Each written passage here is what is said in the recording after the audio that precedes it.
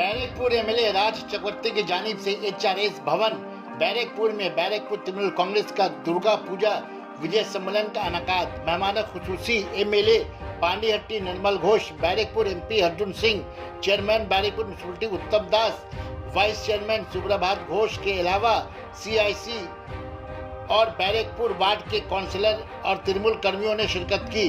Senior और पुराने तृणमूल कर्मियों का फूलों से इज्जत अफजाई की गई। तकरीब के बाद रंगारंग म्यूजिक प्रोग्राम और दावते दस्तरखान का एहतमाम किया गया। सना मेडिकल हॉल,